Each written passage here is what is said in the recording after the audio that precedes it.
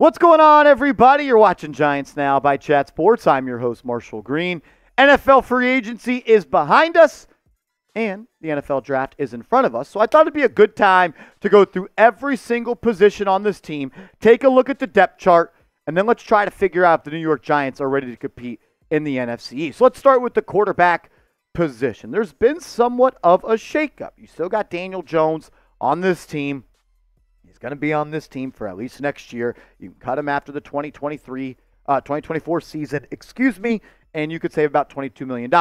You did go out and sign Drew Lock, and there was some talk about, according to the GM Schneider for the Seattle Seahawks, that the Giants told Drew Lock that he was going to have the opportunity to win the starting job in camp while competing with Daniel Jones. Giants shut that down, and Drew Lock said at his introductory press conference that he was going to be the backup on this team. So I got Tommy Devito. So this is what your QB room looks like. My question to you is this, though. Who would you rather be the starting quarterback?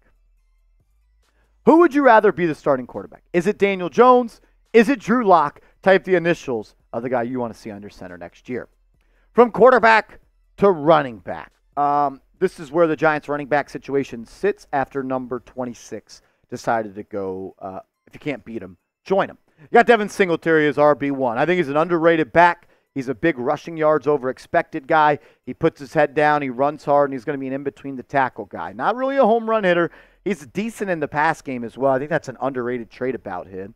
But after that, it's a lot of question marks. I don't believe Gary Brightwell is 100% sure we're going to make this team. Eric Gray, I would say, had a disappointing rookie season after being a fifth-round pick. Didn't have the most chances, so maybe that's unfair. But he couldn't make it as a punt returner and just didn't get that many carries. So maybe that's that. And then you got Jashaun Corbin, who I love. I love him. And then you got Jackson as well.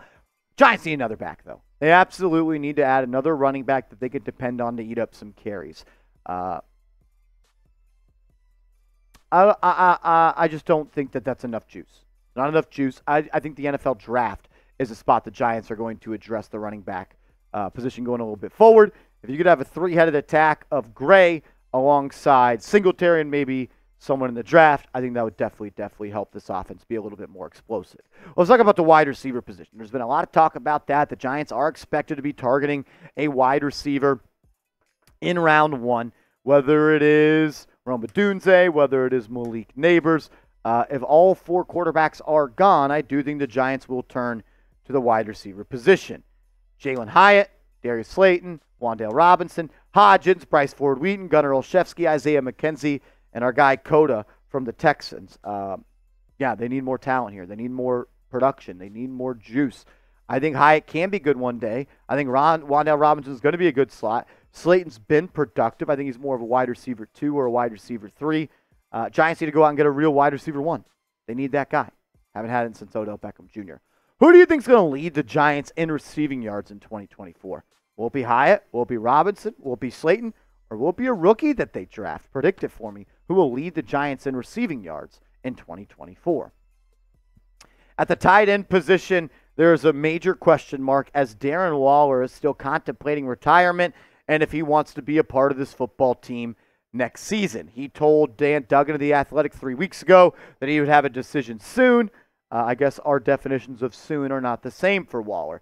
If Waller's there or Waller's not, I still think there could be more additions to this roster at the position. Daniel Bellinger, I think, is a good tight end, too. I know he had a pretty good rookie season. I'm just not sure that he could be a tight end 1. I want somebody a little bit more dynamic there. Chris Manhertz is a blocking tight end. Jack Stoll is a blocking tight end. And Jackson is a quarterback turned tight end that hasn't really proven anything in this league. The Giants just need Darren Waller to make a decision. Like, if you want to play, play. If you don't want to play, retire. Like, I would just cut him. If you're not all in, you're all out. And how is he going to go from debating retirement to now working out 5 days a week at an extreme level and be ready to go as he already deals with 2 torn hamstrings, it feels like? If you cut him prior to June 1st, you save $6.7 million and he about $7 million. This is the same if he retires. I would make him a post-June 1 cut, though. That way you save $11.6 million and have a dead cap hit of just $2.4 million.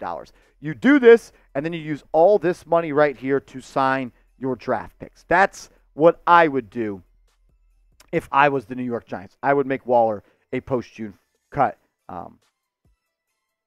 See ya. See ya. You don't want to be here. We don't want you here. You look at the offensive line now. Biggest question mark on this team outside of the quarterback position is the offensive line. And if these guys don't, if you don't get production out of them, we're going to be doing this whole song and dance again next year. I believe in Andrew Thomas. They need him to stay healthy, though. I think John Runyon is an average to above average offensive lineman. John Michael Schmitz needs to take a big step in year 2. You're a 25-year-old second-year player. You're not 22. You need to be better. Jermaine Illuminor was good for the Raiders. I believe he would be the best right tackle on this team, but they're going to give Evan Neal the first crack at that.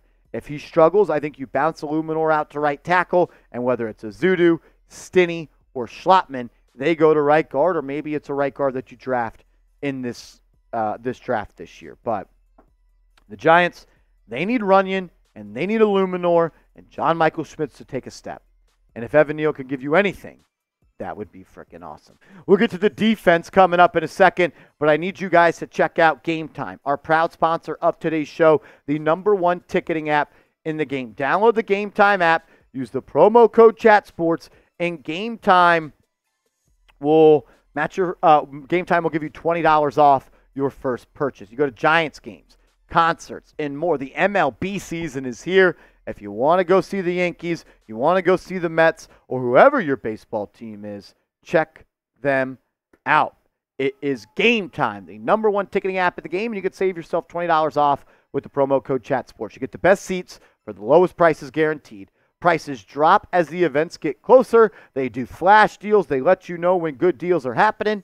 And I love that you get to see a view of the venue from the potential seat that you are trying to buy. I've used Game Time a handful of times, and it's always been the easiest experience for me. You can look at the all-in prices so you avoid all the hidden fees and whatnot. Check them out. Last-minute tickets, easy. It's easy, and user-friendly. Check them out. Game Time. Use the promo code ChatSports, $20 off. Let's talk about maybe the most talented position group on this team, and that's the defensive line depth chart. In my opinion, when you talk about any team's top 3 defensive linemen, the Giants have to stack up with anybody else because I believe Dexter Lawrence is the best defensive tackle in the NFL. I believe Brian Burns is a top 10 edge rusher, and Kayvon Thibodeau in just his second year had 11 sacks. And you got Azeez Ojulari as kind of your 6th man in that situation.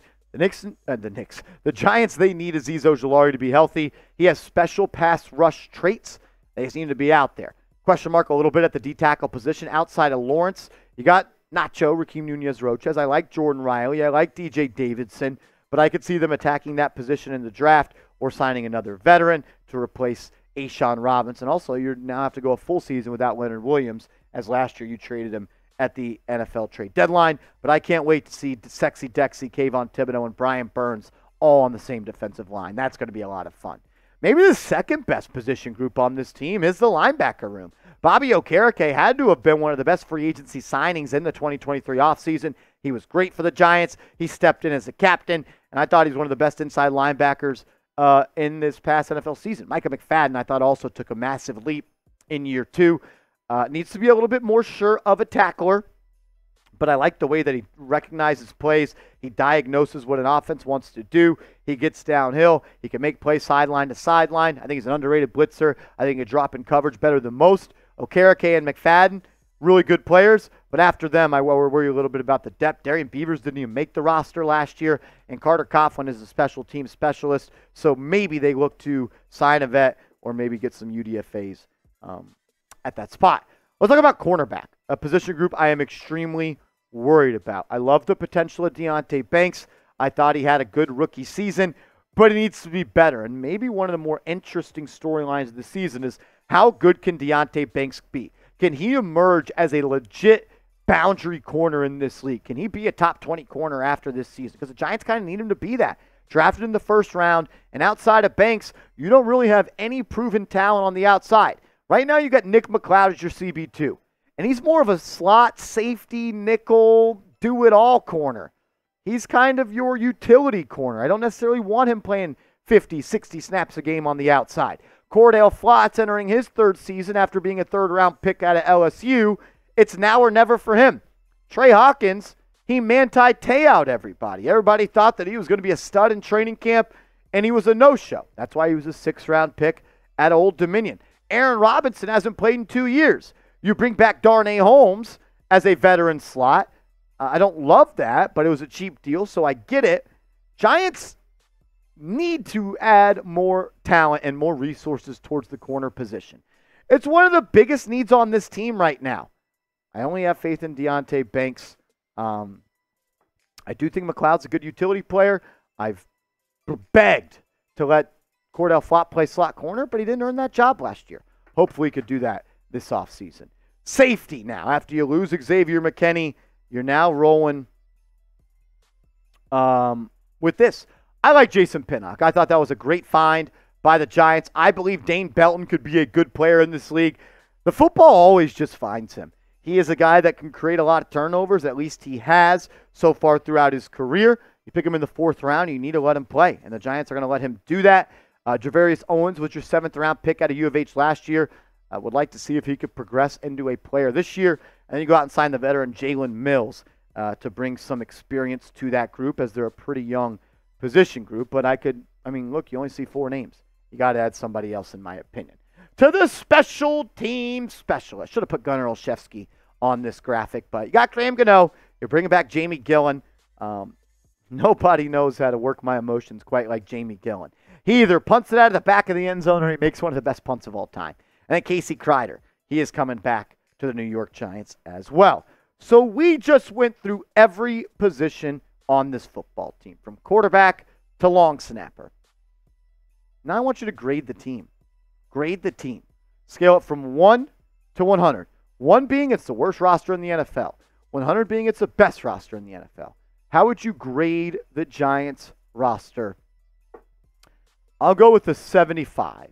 A 75 out of 100, still incomplete. Let's see where they are after the NFL draft. Make sure you are following me over on social media at @MarshallGreen_ on Twitter, as well as on Instagram. Hit me up over there, and make sure to hit that thumbs up icon as well.